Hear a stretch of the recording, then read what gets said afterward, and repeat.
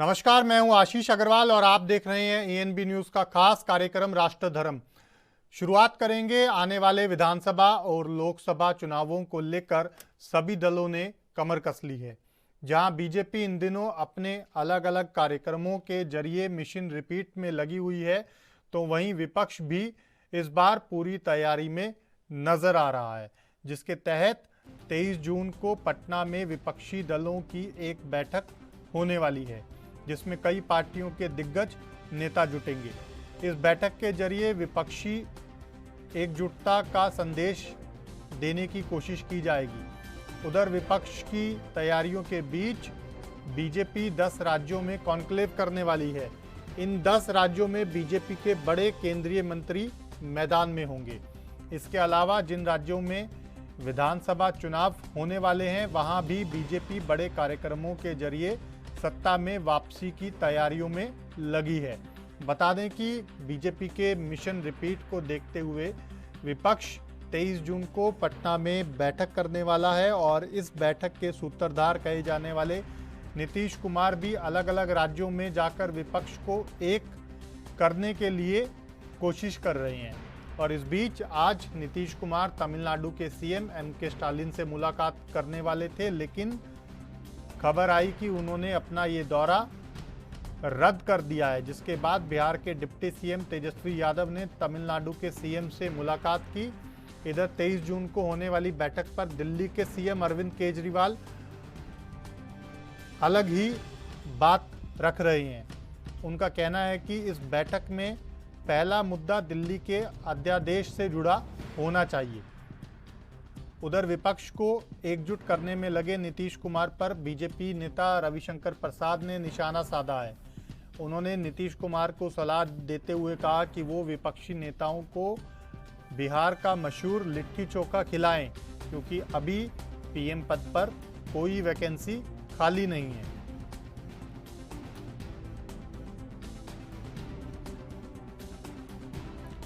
तो आपको बता दें कि देश में जैसे जैसे आम चुनाव पास आते जा रहे हैं, वैसे वैसे सियासी सरगर्मियां तेज होती हुई नजर आ रही हैं। एक और देश में जहां कई राज्यों में विधानसभा चुनाव होने हैं, तो वहीं अगले साल होने वाले लोकसभा चुनाव को लेकर भी सरगर्मियां काफ़ी बढ़ी हुई हैं। बीजेपी पूरी तरह से एक्शन मोड में, या यूं कह लीजिए चुनावी मोड में आ चुकी है। बीजेपी के चाणक्य कहे जाने वाले देश के गृह मंत्री अमित शाह फील्ड में उतर आए हैं। पंजाब, हरियाणा समेत कई राज्यों के बाद अब छत्तीसगढ़ में उनकी बड़ी रैली प्रस्तावित है। अमित शाह ने फील्ड में सीधे तौर पर एक और जहां मोर्चा संभाल लिया है, वहीं बीजेपी 10 राज्यों में अपने बड़े जो केंद्रीय मंत्री हैं उनको भी जल्द ही उतारने जा रही है। 10 कॉन्क्लेव अलग अलग राज्यों में बीजेपी कराने की योजना में है, जहां केंद्र के बड़े मंत्री नजर आएंगे। इसके साथ ही बीजेपी 5 राज्यों में जहां विधानसभा चुनाव होने हैं, वहां मुख्यमंत्री का चेहरा घोषित किए बिना मैदान में उतरेगी। अभी तक की खबरों की माने तो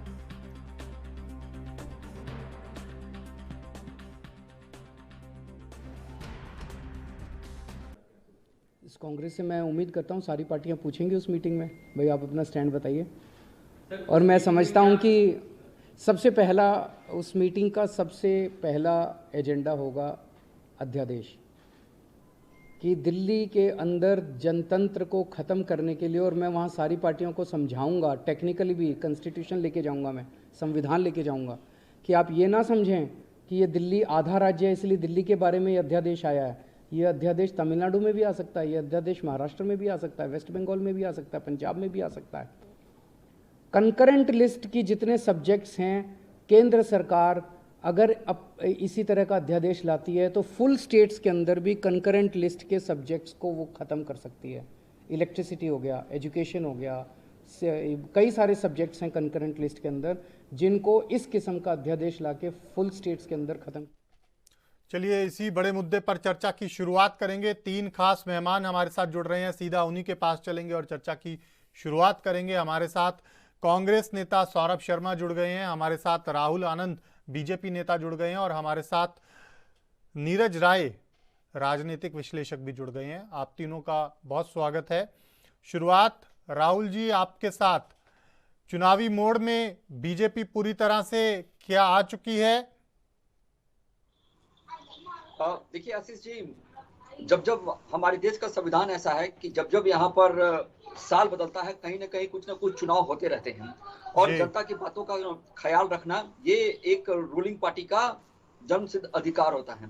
अगर बात करें हम चुनावी मोड की तो सारी पार्टियां लगभग अपनी तैयारियां कर रखी हैं आने वाले भविष्य को देखते हुए जी। और जो तय एजेंडा होते हैं जिस रूलिंग पार्टियों के, उस एजेंडे को पूरा करना उस सरकार का दायित्व होता है। तो अब तक भारतीय जनता पार्टी ने जितनी भी अपनी जिम्मेदारी निभाने की बात की थी अपने मैनिफेस्टो में, उसमें लगभग उसने अपनी 95% मैनिफेस्टो को लगभग पूरा कर लिया है, जिससे जनता के बीच में भरोसा आया है। और जहां तक बात प्रतिस्पर्धा की है तो मैं बस इतना कहूंगा कि कोई नहीं है टक्कर में, क्यों पड़े हो चक्कर में। और जो लोग एक दूसरे को विपक्षी एकता बनाने की कोशिश कर रहे हैं और एक प्लेटफॉर्म पे लाने की कोशिश कर रहे हैं, जो बिहार में आने वाले कुछ दिनों में आपको देखने को मिलेगा, तो मैं बस इतना ही कहूंगा कि ये सारे लोग अपने एजेंडा के तहत यहाँ पहुंच रहे हैं। चाहे वो कांग्रेस की बात कर लीजिए या समाजवादी पार्टी की बात कर लीजिए या टीएमसी की बात कर लीजिए या अन्य राजनीतिक पार्टियों की बात कर लीजिए। लेकिन इसमें सबसे बड़ा जो एक सवाल उठता है वो एक मैं पुरानी फिल्म का एक गाना है, उससे मैं इस चीज को पूरा करना चाहूंगा कि चले थे कहां जाने के लिए, जाना है कहां ये मालूम नहीं, अब अपने भटकती कदमों को मंजिल का पता मालूम नहीं। ये विपक्षी एकता में देखने को मिल रही है आज के समय में। अगर आप टीएमसी की बात कर लें, विपक्षी एकता को जो नीतीश जी जोड़ने की कोशिश कर रहे थे, तो कुछ दिन पहले की बात है कि कांग्रेस का एक विधायक जीतकर आता है वेस्ट बंगाल में और एक इकलौता विधायक होता है और जिसको ममता दीदी अपने पार्टी में सम्मिलित कर लेती है। ये कैसी विपक्षा की नींव रखी जा रही है। दूसरी बात अगर मैं कहूं कि जितने लोग ये बातें कह रहे हैं कि हम कांग्रेस का साथ निभाएंगे लेकिन कांग्रेस हमारे यहाँ आकर चुनाव ना लड़े, वो किस प्रकार और किस आधार पर साथ निभाने की बात करते हैं, क्योंकि उनका तो उस राज्य को छोड़ने के बाद दूसरे राज्य में उनका जनाधार ही नहीं है, जैसे टीएमसी कहती है, जैसे जेडीयू कहते हैं, जैसे अन्य राजनीतिक दल भी कहते हैं। तो इसलिए मैं आपको कहना चाहूंगा कि ये एक आपसी भ्रष्टाचारियों को एक प्लेटफॉर्म पर रखकर उनको बचाने की कवायद और राष्ट्रीय राजनीतिक में अपनी महत्वाकांक्षा तलाशने की कोशिश हो रही है विपक्ष के द्वारा। ठीक है सौरभ शर्मा जी, राहुल आनंद कह रहे हैं कि टक्कर में कोई नहीं है। जी, टक्कर में कोई है या नहीं है ये तो परिणाम और जितने रुझान आ रहे हैं, चाहे वो प्री पोल के हों, चाहे कर्नाटक चुनाव के हों, चाहे पंचायती राज चुनाव के हों, वहाँ स्पष्ट बहुमत दिख रहा है कि बीजेपी की जो सरकार है उसको अलग अलग राज्यों में, अलग अलग प्रांतों में, अलग अलग जगह जनता अब नकार चुकी है। जनता पहचान चुकी है कि हमारे लिए, देश के लिए जो मुद्दे जरूरी हैं, महंगाई, बेरोजगारी, उन स्थानीय मुद्दों पर कौन पार्टियां बात कर रही है और हमारे जो मुद्दे हैं उन पे कौन काम कर रही है जी। तो अब जैसा कि इन्होंने कहा तो वो सिर्फ एक दिल बहलाने वाली बात है। बाकी स्पष्ट तौर से खुद भी जान रहे हैं, बीजेपी के कई नेता जो हैं वो कांग्रेस में आने के लिए आतुर हैं। अभी भी आप देखेंगे जगदीश शेट्टर जी, आज इनको विधान परिषद के लिए नामांकित किया गया है, उन्होंने धन्यवाद दिया है कांग्रेस के नेताओं का जो पूर्व में भी बीजेपी के अलग अलग पदों पर रहे हैं जी। वो लोग भी और वर्तमान में जो कांग्रेस छोड़ के बीजेपी में चले गए या बीजेपी में किन्हीं पदों पे हैं, वो सभी लोग कांग्रेस और दूसरी पार्टियों का दामन थामने को तैयार है, क्योंकि उन्हें पता है कि हमारा राजनीतिक भविष्य हमें बचाना है, तो हमें बीजेपी का साथ अब छोड़ना होगा, क्योंकि जनता उनको नहीं छोड़ेगी। ठीक है नीरज जी, आपके पास आऊंगा। एक और जहां बीजेपी अभी आश्वस्त नज़र आ रही है कि टक्कर में कोई नहीं है, तो वहीं कहीं ना कहीं कांग्रेस को ये लग रहा है कि इस बार जनता बीजेपी को नहीं छोड़ेगी, जो सीधे तौर पर कांग्रेस के नेता और प्रवक्ता अपने बयानों में बार बार और अपने वक्तव्यों में कह भी रहे हैं। क्या लगता है आपको? देखिए आशीष जी, भारतीय जनता पार्टी एकमात्र ऐसी पार्टी है जो हमेशा चुनावी मोड में खड़ी रहती है। एक चुनाव बीतता नहीं है कि दूसरे चुनाव के लिए वो अपना चहलकदमी शुरू कर देती है, और उसे जनता के किसी भी मुद्दों से कोई सरोकार नहीं है। और ऐसे ही भगवान भरोसे जो मुद्दे बढ़िया होते गए उस पे ये चर्चा करके डफली बजाते रहेंगे।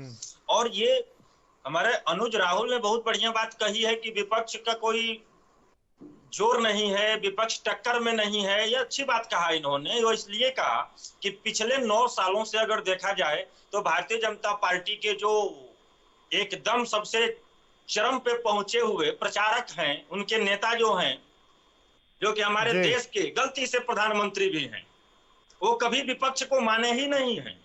जब विपक्ष को माने ही नहीं है तो पिछले जो कुछ प्रदेशों में चुनाव हुए हैं, उन चुनावों में आपने देखा है कि भारतीय जनता पार्टी के विरोध में सिर्फ जनता लगी रही है, और वो जनता कांग्रेस को चुनाव में जिताती रही है। हिमाचल को उठाकर देखिए, या अभी हाल ही में कर्नाटक में तमाम तरह के राजनीतिक प्रयोगशाला बना दिया गया था उसको 2024 के लिए, लेकिन निरर्थक हुआ। अभी बात आई थी कि विधायक को खरीदने की बात है। अरे ये तो बहुत छोटी बात है।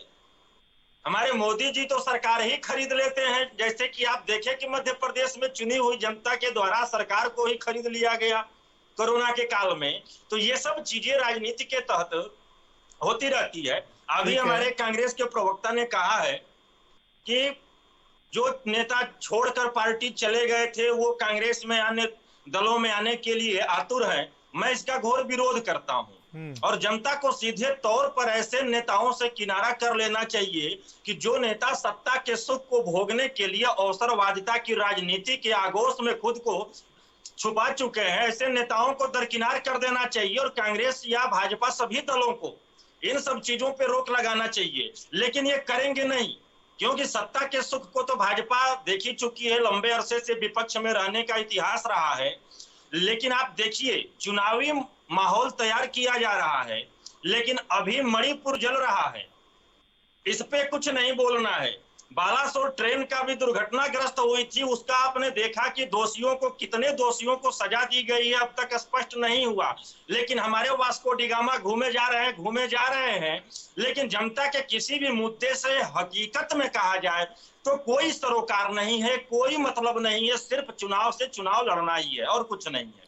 ठीक है, चुनाव से चुनाव लड़ना ही कहीं ना कहीं बीजेपी का उद्देश्य है, ये आप कह रहे हैं। राहुल आनंद जी, ये जो बात नीरज जी कह रहे हैं कि बीजेपी का सिर्फ लक्ष्य चुनाव लड़ना है, क्या वाकई में सिर्फ बीजेपी को सरोकार चुनाव से, चुनाव जीतने से है, जनता के मुद्दों से सरोकार नहीं है? एक दूसरा, ये बात जग जाहिर है कि बीजेपी हमेशा इलेक्शन मोड में नजर आती है, लेकिन बीजेपी के चाणक्य कहे जाने वाले देश के गृह मंत्री अमित शाह 1 साल पहले फील्ड में उतर आए हैं, रैलियां शुरू कर दी, पंजाब, हरियाणा, अब छत्तीसगढ़, उसके बाद कई अन्य राज्य।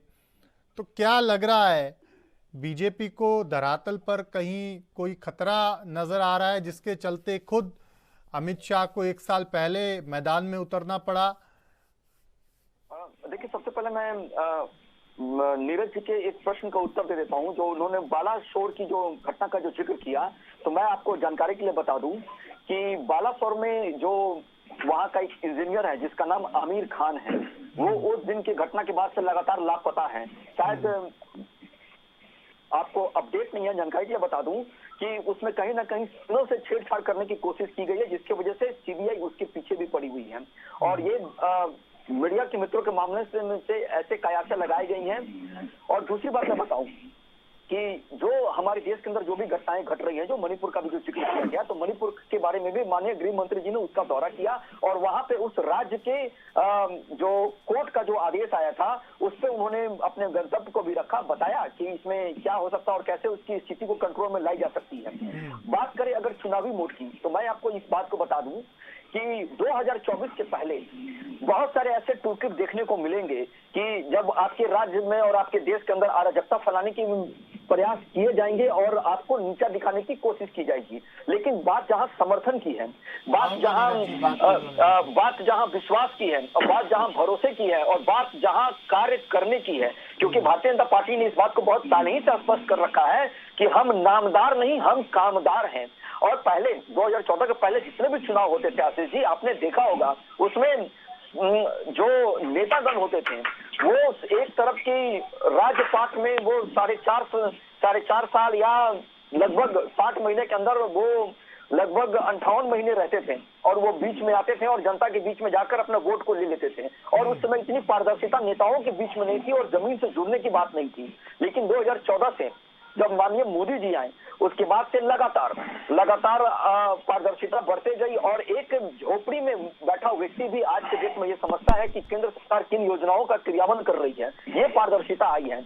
और जहां तक विदेश घूमने की बात है तो मैं आपको इस बात को बता दूं कि माननीय प्रधानमंत्री जी के विदेशी दौरा के बाद जितना भारत का मान सम्मान बढ़ा है और विश्व में एक वीर गाथा जो भारत स्वयं लिख रहा है और मोदी द बॉस जब सुनने को मिलता है और जब एक महाशक्तिशाली देश ये कहता है कि मोदी के आने के पहले एक वीडियो रिलीज की जाती है, तो इसका मतलब ये है कि आपका मान और सम्मान पहले से ज्यादा बढ़ा है और ये मानने वाली बात है और ये प्रत्येक भारतीय को गौरवान्वित करता है। अभी भारतीय जनता पार्टी की अगर हम बात कर ले तो मैं बस इतना बताना चाहूंगा कि पूरे विश्व की अगर आप बात कर लिए तो जो आज रिसेशन के दौर से गुजर रहा है, आपके भारत उम्मीदों की नजरों के तहत ऊपर एक किरण दिखा रहा है, तो फर्क है। लेकिन मैं आपको बार बार कहूं कि एक पुरानी कहावत थी बाबा भीमराव अंबेडकर की, उन्होंने कहा था कि राजा का बेटा राज नहीं करेगा, राज वही करेगा जो राज करने योग्य होगा। तो यहाँ पे जब एक चाय वाला को जब देश की जनता चुनकर सबसे सर्वोच्च पद, यानी माफ कीजिएगा लोकतंत्र का मैं बात कर रहा हूँ, राष्ट्रपति सबसे सर्वोच्च पद होता है, लोकतंत्र के मंदिर में अगर जब उसको सांसदों द्वारा प्रधानमंत्री बनाया जाता है और उसके कार्यशैली से थोड़ी सी चटपटाहट अगर होती है तो समस्या उत्पन्न होना लाजमी है। जब आप अपने पड़ोसी देशों की बात कर लीजिए, जैसे आप श्रीलंका की बात कर लीजिए, आप बात कर लीजिए पाकिस्तान की, जहां आपके यहाँ महंगाई दर 200% से ऊपर भी चली जाती है और वो देश दिवालिया होता जाता है। मैं इस बात को निश्चित मानता हूं कि हिमाचल कर्नाटका कांग्रेस ने जीता। लोकतंत्र में बदलाव एक अहम कड़ी होती है। कोई भी पार्टी सत्ता में आती है तो वो लगातार और वर्षों तक उसमें नहीं रह सकती है, क्योंकि जनता के मन के ऊपर निर्भर करता है और जनता जिसको जब चाहे वो उसको सत्ता सौंप करती है। लेकिन यहाँ एक खुशी की बात ये है, कम से कम ईवीएम को लज्जित होने से तो बच गया। आज तो कम से कम उन लोगों को ये तो पता है कि लोकतंत्र में बदलाव एक अहम कड़ी है। फिलहाल एक छोटे से ब्रेक के लिए रुकना है, छोटा सा ब्रेक, जल्द लौट रही है।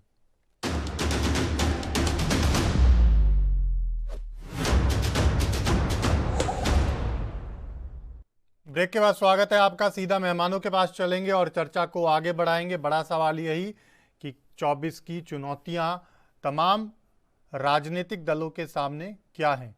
सौरभ शर्मा हमारे साथ जुड़े हुए हैं। सौरभ जी, ब्रेक पर जाने से पहले जो दावे राहुल आनंद कर रहे थे कि बीजेपी ने जनता के लिए, देश के लिए अनेक ऐसे काम किए हैं, अनेक ऐसे कार्य किए हैं कि आज नरेंद्र मोदी को, प्रधानमंत्री को देश के पूरा विश्व बॉस के नाम से बुलाने लगा है। तो ऐसे में क्या 2024 में आपको लग रहा है कि ये चुनावी लड़ाई आसान होगी या चुनौतियां बेशुमार होंगी? देखिए, पहली बात तो मुझे इस प्रकार के जो बयान होते हैं उन पे हंसी आती है और एक विचार भी आता है कि हम क्या आजादी के इतने सालों बाद भी ऐसी बातों पर चर्चा कर रहे हैं कि देश का मान सम्मान किससे बढ़ता है। पूरे विश्व में महात्मा गांधी जी को जब पूजा जाता है और मोदी जी भी जब विदेश जाते हैं तो उन्हीं के आगे नतमस्तक होते हैं जी। और यहाँ इन्हीं के वंशज जो हैं वो गॉडसे का महिमा मंडन करते हैं इनकी सांसद है जो कई बार गोली मारकर गांधी की प्रतीकात्मक हत्या करने की कोशिश करती है। तो जो भारत का जो सम्मान है, कहीं भी आप विश्व के किसी भी कोने में चले जाएं, वो गांधी की वजह से और हमारे जो पुराने जितने भी महात्मा रहे, संत रहे, उनकी वजह से है। अब आप खुद का मीडिया ले जाकर और खुद का प्रोपोगंडा खड़ा करके खुद को कुछ भी कहलवा देंगे, लेकिन इन्वेस्टमेंट आपके पास नहीं आएगा, कंपनियां आपके यहाँ से बाहर जा रही है, ठीक है। तो वो सब चीजें दिखाती है कि एक मीडिया में आपको बॉस कहना और असली में बॉस होना क्या है, ठीक है। दूसरी तरफ मैं बताता हूँ कि जब ये बात कर रहे थे और इनसे पहले जो मेरे साथी थे उन्होंने बहुत अच्छी बात कही कि जो नेता दल बदलू होते हैं उनको लोगों को, राजनीतिक दलों को एक सिरे से नकार देना चाहिए, तो वो उनके हित में कभी बात नहीं करते हैं। तो ये जिस तरह से बात कर रहे थे, विश्वास जता रहे थे लोकतंत्र के अंदर कि परिवर्तन होते रहना चाहिए, तो मैं इनसे पूछना चाहूंगा कि ये जो परिवर्तन हो रहा था तो कर्नाटक के अंदर, महाराष्ट्र के अंदर, मध्य प्रदेश के अंदर कितने ही राज्यों में सरकारें खरीद के क्यों गिराई? क्या ये लोकतंत्र में इनको विश्वास नहीं था? जी, वहां पे जो चुनी हुई जो सरकारें थी, जनता ने जो जनमत दिया था, उस जनमत का अपमान करने का जो अहंकार इनके दिलो दिमाग पे छाया हुआ है, भारतीय जनता पार्टी के छाया हुआ है, वो किस प्रकार का अहंकार है? ये दोनों बात करते हैं, एक तरफ कहते हैं परिवर्तन होना चाहिए, दूसरी तरफ कहते हैं हम खरीद के सरकार गिराएंगे। तो ये किसकी बात कर रहे हैं? जनता के हित की बात कर रहे हैं या पार्टी के निजी हित की बात कर रहे हैं? ठीक है नीरज जी, आपके पास आऊंगा।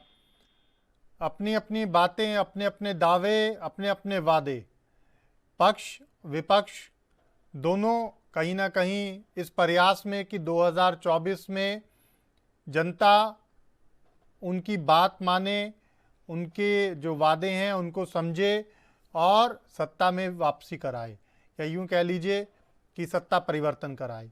लेकिन क्या लग रहा है धरातल पर आपको? 9 साल नरेंद्र मोदी सरकार के पूरे हो चुके हैं, ऐसे में क्या तीसरा मौका जनता एक बार फिर नरेंद्र मोदी को देगी?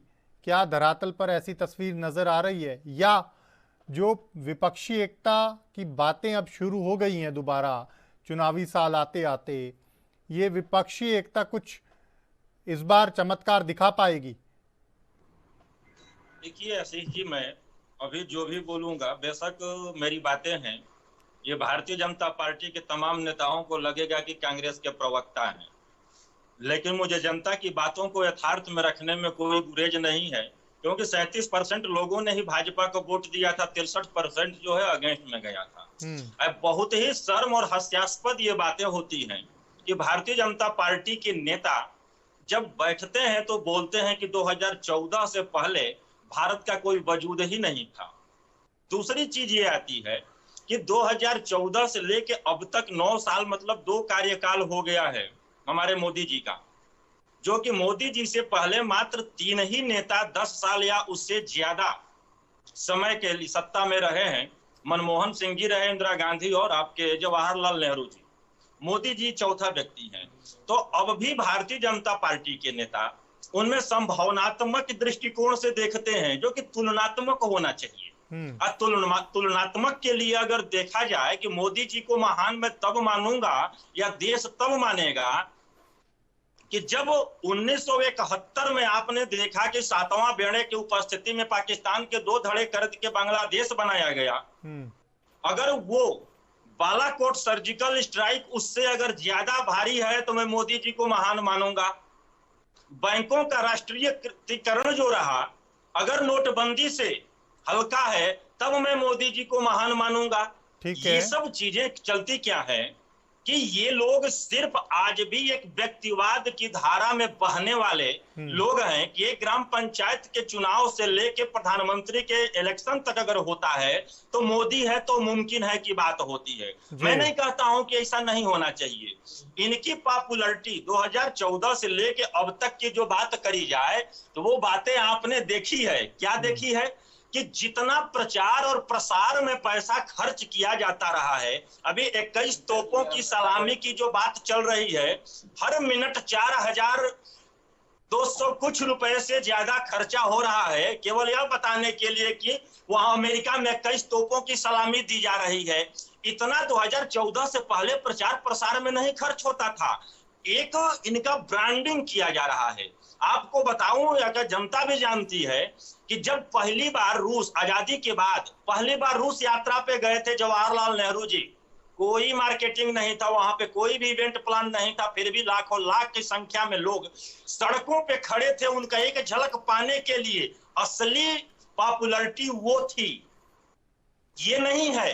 अब इसमें क्या है कि जो ही देश के बाहर ये लोग बोल रहे हैं कि भारत का सम्मान बढ़ा है। आजादी के बाद यह पहली बार हुआ है विगत 9 साल में कि हमारे पड़ोसी देशों को, चाइना और पाकिस्तान को छोड़ दिया जाए तो अन्य देशों से भी हमेशा खट्टे मीठे हमारे संबंध रहे हैं, जो कि इससे पहले नहीं हुआ करता था। और नेहरू जी आजादी के बाद जो था विश्व के अंदर उन देशों को एक निरपेक्ष लेकर देश बना दिए थे, वह शक्ति और महाशक्ति हुआ करती थी। आज भारत की इज्जत वास्को डिगामा बनने से नहीं है। भारत के अंदर अगर तुलना करना है तो श्रीलंका जैसे देश से करके क्या फायदा है? चाइना के इकोनॉमी से करिए ना, चाइना से आप नहीं करेंगे। इनका क्या है? अभी एक बात बोल रहे थे हमारे अनुज राहुल, ईवीएम भी शर्मा का, ईवीएम की बात कर रहे थे। शायद ये भूल जाते हैं भारतीय जनता पार्टी के नेता, भारतीय जनता पार्टी के नेता से ये भूल जाते हैं कि 2009 में सबसे पहले ईवीएम पे उंगली उठाया था माननीय लाल कृष्ण आडवाणी जी ने, उन्होंने उठाया था। और तो अब बताइए ना कि इन सब चीजों पे अगर देखा जाए तो कैसे आप कह सकते हैं कि सर्वश्रेष्ठ हैं? आज भी ये सत्ता में है, फिर भी विपक्ष की भूमिका में नजर आ रहे हैं। ठीक है, जवाब ले लेते हैं। सत्ता में है लेकिन विपक्ष की भूमिका में नजर आ रही हैं कुछ चीजें। राहुल जी जवाब दे दीजिए। देखिए, एक बहुत पुरानी कहावत है, नजरें बदलो तो नजारे बदल जाते हैं। नजरें बदलो तो नजारे बदल जाते हैं। और जहां तक बात आपको अगर सशक्त चर्चा की अगर हम करें एक स्वस्थ वातावरण में, तो मैं आपको यही बताना चाहूंगा कि जब हमारा भारत देश आजाद हुआ था तब की स्थिति और अब की स्थिति में काफी फर्क है। पहले आपके पास इतना डिप्लोमेटिक सोच के लोग नहीं रहते थे। और दूसरी सबसे बड़ी बात मैं आपको बता दूं, जो 1971 की लड़ाई की बात कर रहे थे, पूर्वी और पश्चिमी पाकिस्तान की बात कर रहे थे, तो अब की लड़ाई करने से नहीं, आप कितने ताकतवर हो सकते हैं और आप कैसे अपने प्रभाव को सामने डाल सकते हैं, ये इस पे डिपेंड करता है। आप बताइए ना, पूरे देश ने भी एक तस्वीर देखी थी और एक छवि देखी थी, जब कभी भारत के प्रधानमंत्री को जब किसी महाशक्तिशाली देश के प्रधानमंत्री से मिलना होता था तो वो लाइन में लग के मिलते थे। आपको याद है ना, वो तस्वीर याद है ना? और दूसरी बात मैं बताऊं कि जब वो आप ये बात करते हैं कि इकोनॉमिक की बात करते हैं, तो मैं आपको बात बता दूं कि कभी भी कोई भी व्यक्ति मेरे साथ बैठता है तो वो कभी इस बात पे चर्चा नहीं करता है कि हाँ, हमारा देश भारत आज 5वीं सबसे बड़ी अर्थव्यवस्था हो गया है। इस पे भी चर्चा होनी चाहिए। और जहां तक सवाल लड़ाई का है और डिप्लोमेटिक की अगर लड़ाई की बात करें, तो मैं आपको एक बात बता दूं, उरी में जो घटना घटी और सर्जिकल एयर स्ट्राइक जो किया गया, उसके बाद भी आप अगर छाती तान के खड़े हैं और आपके अंदर एक ट्रेडिशनली एक दिमाग में बात को डाला जाता था, वो ये डाला जाता था कि चाइना आपसे बहुत शक्तिशाली देश है, आप उससे लड़ नहीं सकते हैं। पाकिस्तान तक आप सिमटिए और पाकिस्तान से ही लड़िए और पाकिस्तान पे ही जीत हासिल करिए।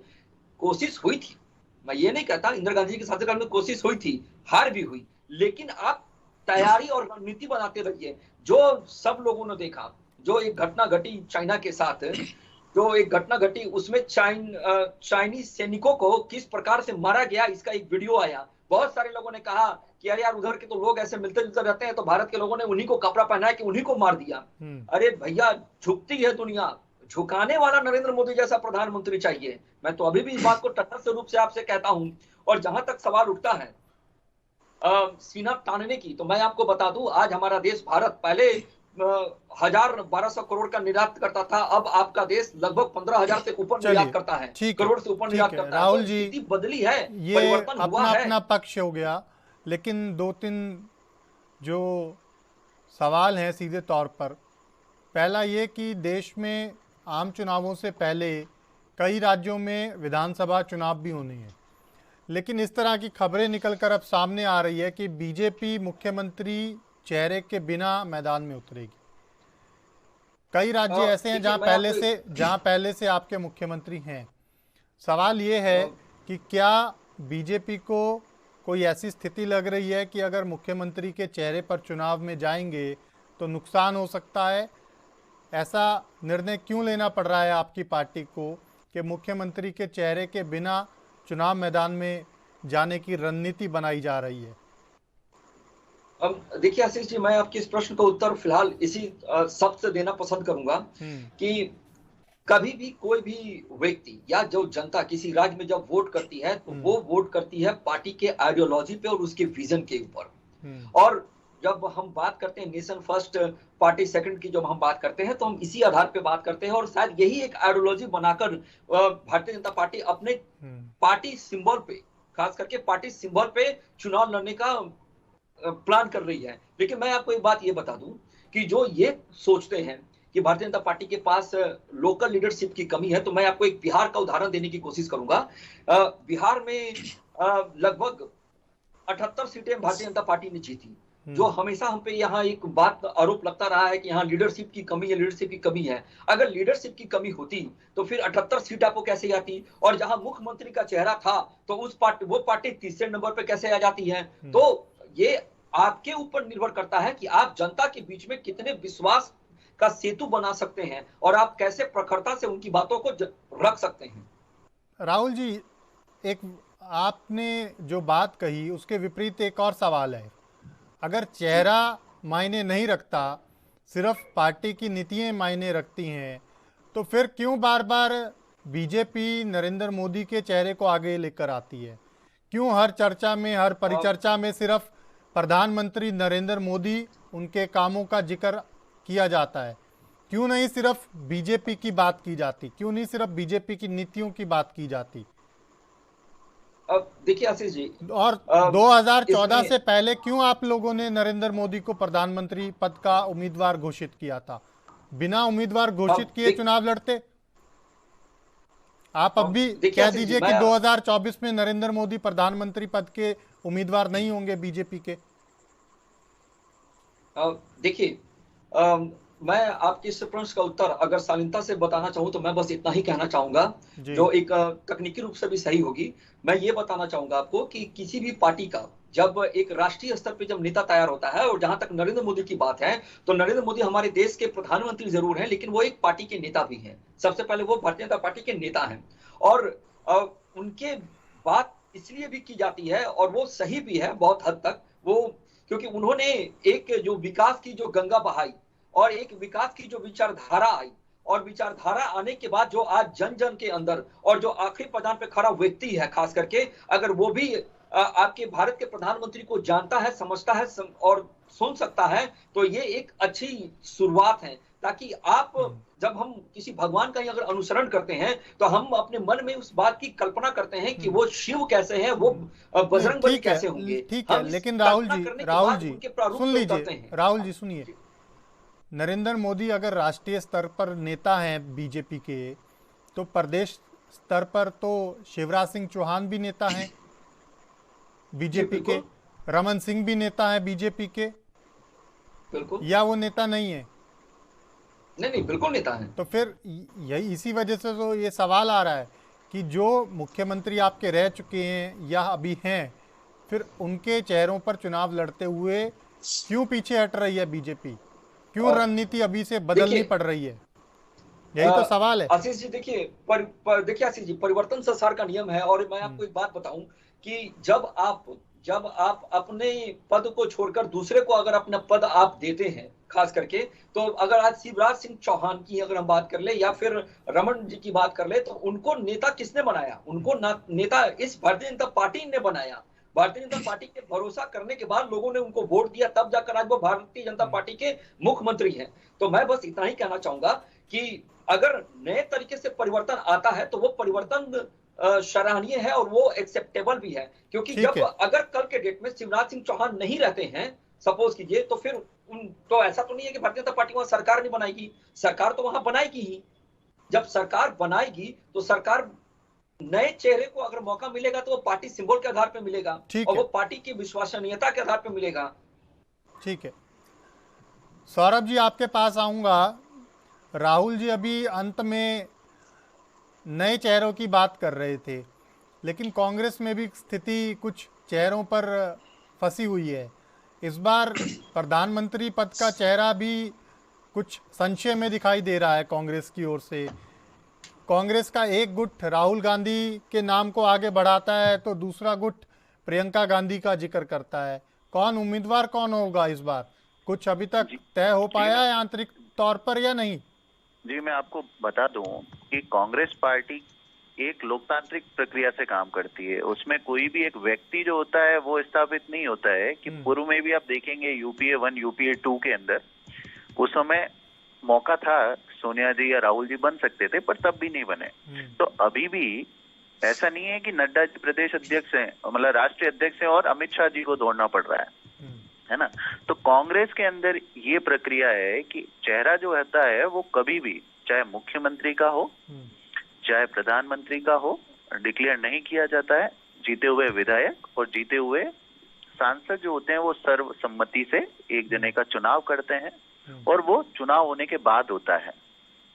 तो इसमें ये जो सारी कोरे कयास हैं कि राहुल जी होंगे, प्रियंका जी होंगे, कोई और होगा, पर ये अभी तक कुछ भी पार्टी लाइन की तरफ से या पार्टी की तरफ से कोई भी आधिकारिक घोषणा नहीं है।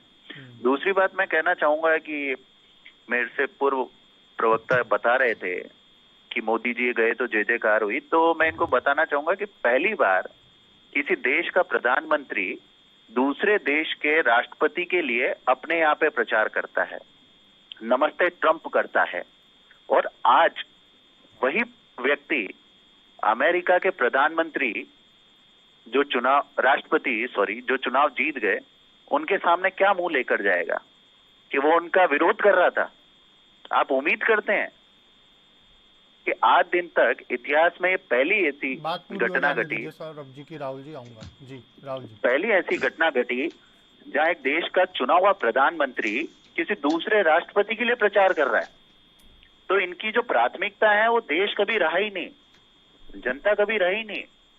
ये हर समय चुनाव की बात करते हैं। ये कहते हैं विदेश में जाने से गौरव बढ़ा, विदेश में जाने से शर्मसार हुआ है देश। आपने देखा है फोटो के लिए कितने ललायित रहते हैं प्रधानमंत्री जी। कभी मार्क जकरबर्ग को साइड में खींच रहे हैं, कभी ट्रंप को खींच रहे हैं।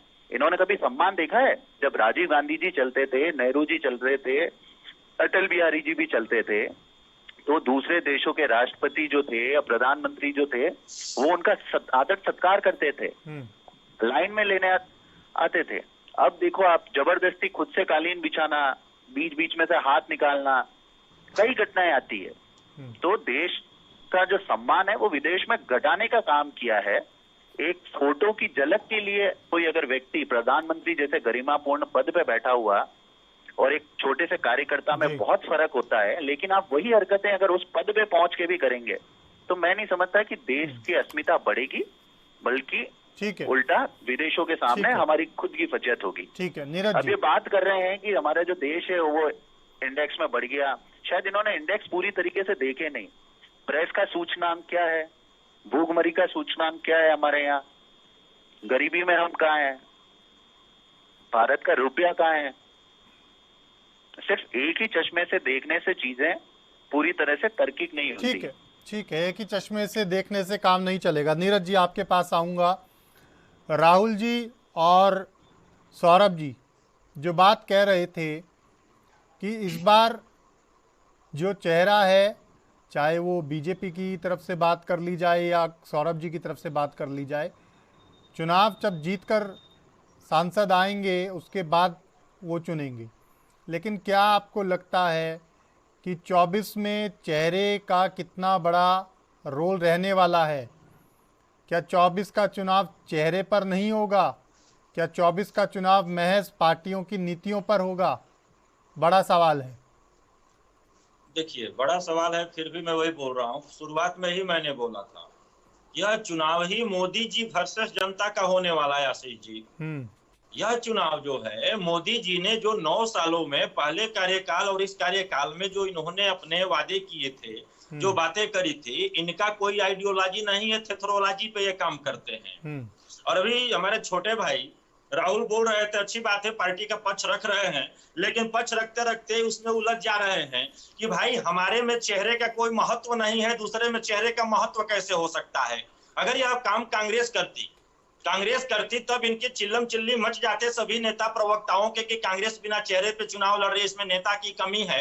और मैं भारतीय जनता पार्टी पे इसलिए बात कर रहा हूं कि सत्तासीन भारतीय जनता पार्टी है, कांग्रेस गायब है। कांग्रेस तो इसी पार्टी है, पिछले 2 बार से सदन में बैठने, विपक्ष में भी बैठने लायक उसके पास सीट नहीं रही है। और भारतीय जनता पार्टी को लगेगा कि मैं केवल सवाल उनसे पूछ रहा हूं। लेकिन ये बताइए, मोदी जी के बारे में इन्होंने बोला है कि मोदी जी देश के प्रधानमंत्री के साथ साथ भारतीय जनता पार्टी के नेता भी हैं। तो आप ये बतावे, भारतीय जनता पार्टी बतावे कि जब मोदी जी से प्रश्न उठते हैं तो वो देश का विरोध कैसे हो जाता है, जब मोदी जी से प्रश्न पूछे जाते हैं तो राष्ट्रद्रोह कैसे होता है। और जब सरकार से बातें की जाती हैं, जब इन्होंने कहा है कि विकास की धारा बहाई है मोदी जी ने, मैं विधिवत मान रहा हूं, देश की जनता भी मान रही है कि हर साल 2 करोड़ नौकरी आपने दे दिया, जनता भी जान रही है कि 2022 तक आपने किसानों की आय 2 गुनी कर दी, जनता भी जान चुकी है कि 2018 में राजस्थान के अलवर से भारत को कुपोषण मुक्त करने का जो वचनबद्ध हुए थे हमारे देश के प्रधानमंत्री जी कि 2022 तक हम इसको कुपोषण मुक्त भारत देंगे। आज विश्व में नंबर 1 कुपोषण युक्त भारत दिया है। नारी सशक्तिकरण पर देख लीजिए, या किन चीजों पे आप देखेंगे, क्या बोलते हैं ये लोग, बहुत हमने इंफ्रा दे दिया है। भाई इकोनॉमी बढ़ रही है आपकी, रोजगार सृजन बताइए ना आपने कितना किया है, इकोनॉमी इनकी कहां से बढ़ रही है, जीएसटी की काउंट कर रहे हैं। ये पहली सरकार है जो कि पिछली सरकारों का आरबीआई से शायद 50,000 करोड़ तक पैसा ले सकती थी सरकारें अपने उसके लिए, डेवलपमेंट के लिए, लेकिन ये 1 लाख करोड़ से ज्यादा 1.5 लाख करोड़ तक ये ले रहे हैं। वो इसलिए पैसा रखा जाता है कि जो बैंक हमारे डूबने लगेंगे उन बैंकों को इधर से उधर पैसा आरबीआई देके उनको मैनेज करता है। यह क्या है, यह सरकार की ऐसी नीतियां हैं, या नीतियां जनता जान चुकी है। इन्होंने कहा ना कि झोपड़ी में बैठा हुआ हर एक व्यक्ति जान रहा है कि योजनाएं क्या है। बिल्कुल सही, 2014 से ही मार्केटिंग युग का समय आ गया है, टेक्नोलॉजी बढ़ी है, धीरे धीरे डेवलप होती गई है। उसी का नतीजा है कि आज तक हमारे प्रधानमंत्री जी विदेश दौरे से या देश में किसी दौरे के बाद इन्होंने press conference, open press conference नहीं किया है, क्योंकि इससे पहले होता था देश के अंदर की जो भी यहाँ से प्रतिनिधि बाहर जाता था, आता था, वहां पर मीडिया के माध्यम से जनता को संबोधित करता था कि किन किन अच्छे मुद्दों पे हमारे समझौता हुए हैं। लेकिन या तो पर्सनल पिकनिक के लिए जाने वाला माहौल हो गया है कि जो ही इस पे मीडिया कुछ पूछे, जो ही इस पे कोई जनता और नेता जनप्रतिनिधि पूछे, तुरंत उसको मोदी जी का विरोधी और देश का विरोधी साबित करने पे तुल जाते हैं लोग। तो कहीं ना कहीं से यह देश के लिए भी खतरनाक है। और भारतीय जनता पार्टी अगर सही में पूछे आशीष जी, तो मैं चाहता हूं कि भारतीय जनता पार्टी एक बार फिर आवे, एक बार आवे कि दोबारा अब आने का कहीं इसको समय न मिले और टोटल पोल खुल जाए कि क्या है मोदी जी और इनकी नीतियां क्या है। राहुल जी जवाब दे उंगली उठाना कर्तव्य ठीक है, जवाब सुन लीजिए राहुल जी। देखिए, सबसे पहले तो मैं ये बता दूं कि जो किसान पुत्र बैठे हैं हमारे साथ, ये पक्ष किसका रखना चाहते हैं, पहले तो ये क्लियर कर लीजिए। उनको बीजेपी से अगर इतनी नाराजगी है तो जो जिस तरह से कांग्रेस का पक्ष ले रहे हैं वो हमारे सामने, तो थोड़ा मजा भी आ रहा है, क्योंकि 2 कांग्रेसी और 1 भारतीय जनता पार्टी का व्यक्ति बैठा। फिर आ गए अपनी असली पे ना, फिर आ गए असली पे। मैंने सत्ता की जिम्मेदारी बढ़ जाती है मेरे छोटे भाई। मेरे भाई सुनो, आप कांग्रेस से मैं किस हैसियत से प्रश्न नहीं, ये जो चीजें आप कर रहे हो, आप जवाब हाँ मैं रोजगार से शुरू कर रहा हूँ और आपके एक कांग्रेस की हैसियत क्या है कि मैं उससे सवाल करने जाऊं? मैं बता रहा हूँ, सत्ता में आप बैठे हो और सवाल मैं कांग्रेस से करूं, उतना भी मैं मूर्ख नहीं हूं जितना कि भारतीय जनता पार्टी के अधीनस्थ हैं।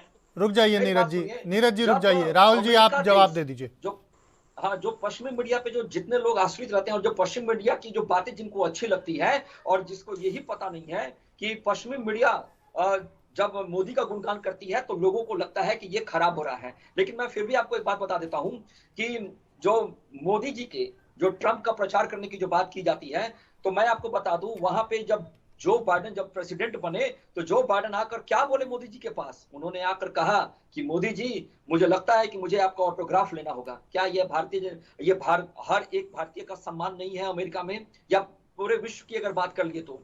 जब ऑस्ट्रेलिया में जाते हैं मोदी जी और वहां जब लोग पुकारते हैं मोदी द बॉस, क्योंकि देखिए क्या है ना कि जब आप कुछ काम को करेंगे और जब वो दिखेगा, और होता क्या है ना कि जो 70 साल जिन्होंने राज किया उससे लोग हिसाब कम, लेकिन 9 साल वालों से हिसाब लोग ज्यादा मानते हैं।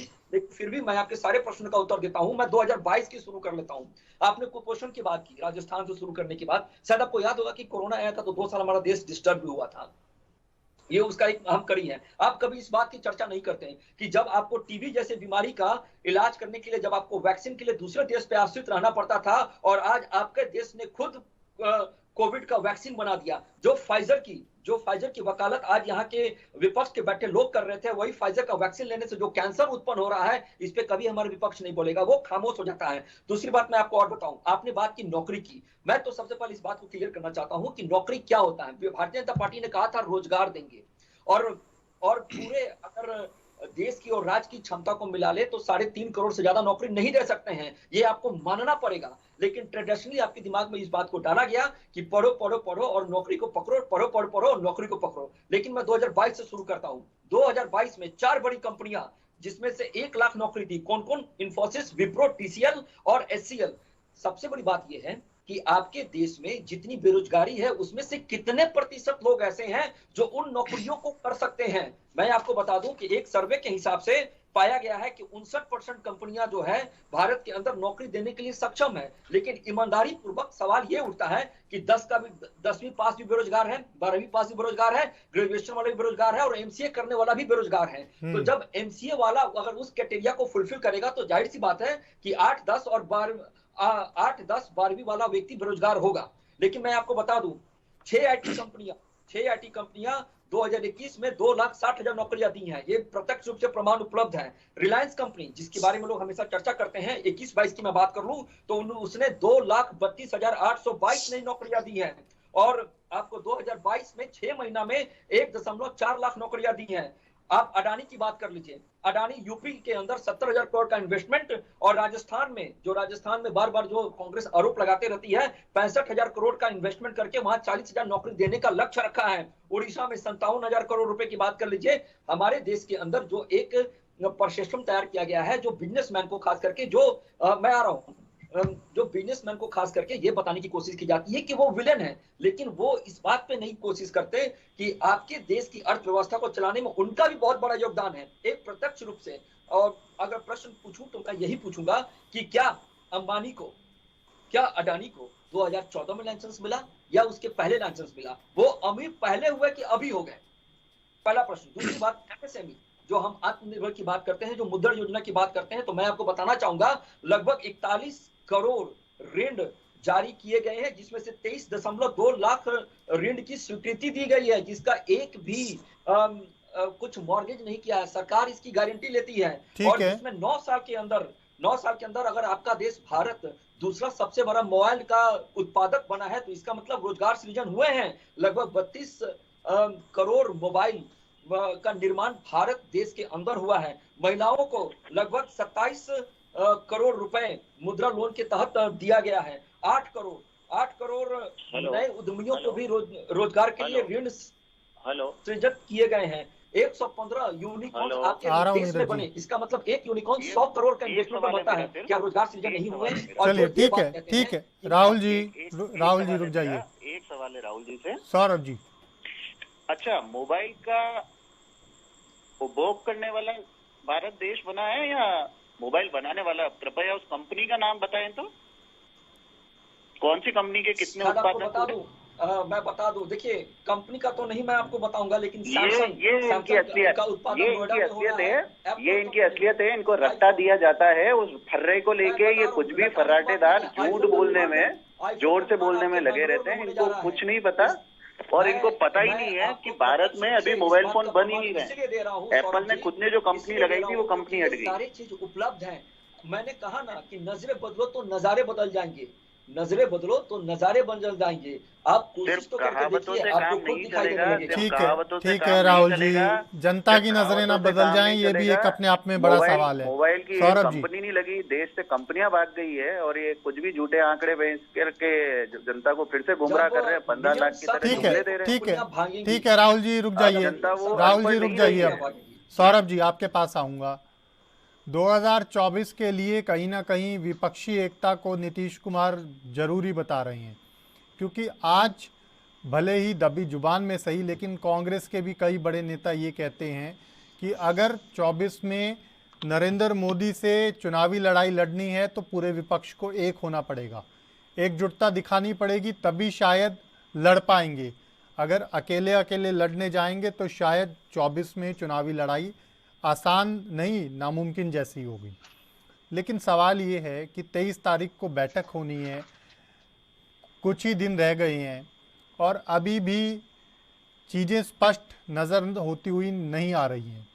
ऐसे में क्या विपक्षी एकता पर बात बन पाएगी? एक दूसरा, कांग्रेस अगर अकेले मैदान में आती है तो कांग्रेस क्या इतनी तैयार इस बार अपने आप को मान रही है कि 24 का चुनाव अकेले भी पूरी तरह से कांग्रेस लड़ पाएगी और लड़कर सत्ता में आने के लिए बहुमत हासिल कर पाए? ऐसी स्थिति है आज? जी, मैं आपको बता दूं कि दूसरे सवाल से मैं आपका शुरू करता हूँ कि बेशक ऐसी स्थिति में कांग्रेस है। भारत जोड़ो यात्रा के बाद कश्मीर से नहीं, आप मान रहे कन्याकुमारी हैं कि तक कांग्रेस ऐसी स्थिति में है कि बहुमत अकेले ला सकती है? बिल्कुल बहुमत का आंकड़ा ला सकती है कांग्रेस, इसमें कोई दो राय नहीं है। और कांग्रेस का जो जन समर्थन है, जनता के अंदर जो पेट है, वो भारत जोड़ो यात्रा के बाद और कर्नाटक चुनाव के बाद और बड़ी है।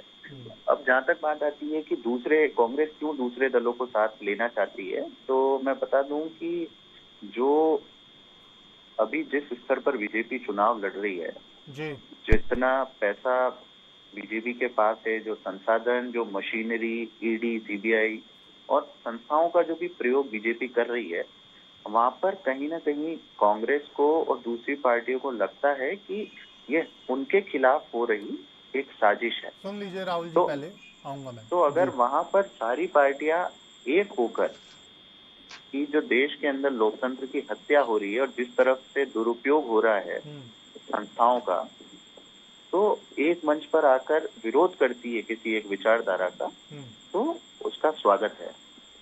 तो कांग्रेस अपने आप में भी सक्षम है और कहीं ऐसा गठबंधन की अगर बात निकलती है कि कोई क्षेत्रीय पार्टी लड़ना चाहती है या कोई राजकीय पार्टी वो लड़ना चाहती है, तो सीटों का जो बंटवारा होगा, मतलब कांग्रेस का प्रतिनिधित्व हर राज्य में रहेगा, पर सीटों का बंटवारा उस तरीके से होगा ठीक है नीरज जी, एक दूसरे के हस्तक्षेप में। बीजेपी तो आश्वस्त है ही है कि 24 में हम सत्ता में वापसी करेंगे और नरेंद्र मोदी को तीसरी बार प्रधानमंत्री बनवाकर हैट्रिक लगाएंगे। ये बीजेपी का हर कार्यकर्ता, हर नेता आम तौर पर कहते हुए सुनाई देता है। लेकिन जो बात अभी अभी सौरभ जी ने कही कि कांग्रेस ऐसी स्थिति में आ चुकी है कि 24 में अकेले ना सिर्फ लड़ेगी बल्कि जीतने की स्थिति में भी है, क्या वाकई में आपको धरातल पर ऐसी स्थिति नजर आ रही है कांग्रेस की? देखिए, बात ऐसी है आशीष भाई कि आज के जो समय में जो सरकार चल रही है ना, 1 मैन शो 2 मैन आर्मी की सरकार चल रही है और व्यक्तिवाद के विचारधारा से ओतप्रोत सरकार है। और पिछले कई चुनावों में देखा गया तो कांग्रेस या विपक्ष कहीं इसलिए नहीं टिका क्योंकि सब लोग अलग अलग अपने अपने इरादे को लेके चल रहे थे जी। 37% के एवज में 63% की ये लड़ाई है, जो 37% ही वोट भाजपा पाई हुई थी। और गठबंधन की राजनीति हमारे देश में बहुत दिनों से चली आ रही है, कोई नया नहीं है। और कांग्रेस ही एक ऐसी पार्टी है, क्योंकि अभी बोलूंगा तो ही भारतीय जनता पार्टी के लोग बोलेंगे कि कांग्रेस के प्रवक्ता हो गए, लेकिन चलिए सच बोलना भी अपने आप में है, क्योंकि नजर बदलने के लिए ये लोग दूसरे को बोलते हैं, अपनी नजर पे तो ये लोग पर्दा डाल के चलते हैं, उसमें भी कोई बड़ी बात नहीं है। कांग्रेस जो है एक विचारधारा है। कांग्रेस में गांधी परिवार रहे न रहे, कोई रहे नहीं रहे, कांग्रेस समाप्त नहीं हो सकती। 125 साल का इसका इतिहास हो गया। लेकिन भारतीय जनता पार्टी की मजबूरी है वर्तमान में नरेंद्र मोदी जी, इनको हटा दिया जाए तो भारतीय जनता पार्टी में एक सभासद का प्रचार करने के लिए भी नेता ढूंढना पड़ेगा कि कौन जाएगा प्रचार करने, यही सत्य है। और आने वाले चुनावों में मुद्दों पे आधारित चुनाव होने हैं।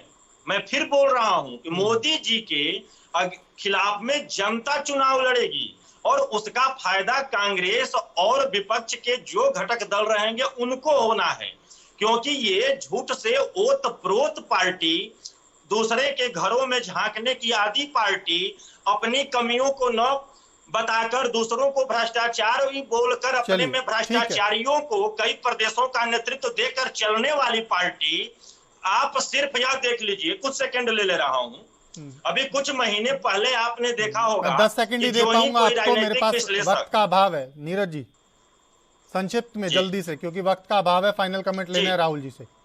10 सेकंड जल्दी से। जी अभी कुछ महीने पहले आपने देखा होगा कि राजनीतिक विश्लेषक या एंकरों पे जिस तरह से कांग्रेस के प्रवक्ता टूट पड़ते थे कि सरकार का पक्ष ले रहे हैं। चलिए ठीक है, रुक जाइए राहुल राहुल हो गया कि 30 सेकंड में जल्दी से फाइनल कमेंट। आक्रोशित हो गई। ठीक है रुक सबसे जाइए। पहले तो मैं ये बता दूं कि जो सौरभ जी जो एक बात कह रहे थे कि लोकतंत्र की हत्या होती है, तो मैं आपको बता दूं कि लोकतंत्र की हत्या उन लोगों के लिए ही है जो सीबीआई से चार्जशीटेड हैं, जो जमानत से बाहर हैं। क्या मैं एक प्रत्यक्ष रूप से आपके ऑन एयर पूछना चाहता हूं सौरभ जी से, क्या राहुल गांधी, क्या लालू यादव, क्या सोनिया जी, क्या इन लोगों के ऊपर क्या करप्शन के चार्जेस नहीं लगे हैं? उनके लिए लोकतंत्र की हत्या कैसे हुई? पहला सवाल। दूसरी बात मैं आपको बता दूं कि जो नीरज भाई ये एक बात कह रहे थे कि नरेंद्र मोदी के अलावा कोई इनके पास नहीं है, तो जब जनसंघ था तो कौन था हमारे साथ? कोई नहीं था। जब अटल जी हमारे प्रधानमंत्री बने तो कौन था? क्या नरेंद्र मोदी थे? नहीं थे। लेकिन सवाल बस यही उठता है कि आप अपनी काम से, जो कामदार लोग होते हैं, जो आप अपनी काम की अगर रचना से जनता के दिल को छू सकते हैं, तो जनता निश्चय ही आपको सम्मान और विश्वास के साथ वापस भेजेगी। चलिए ठीक है, बहुत शुक्रिया आप सभी का हमारे साथ जुड़ने के लिए। समय का अभाव है, चर्चा को यहीं विराम देना होगा। अभी के लिए मेरे साथ इतना ही। आप देखते रहिए ANB न्यूज। नमस्कार।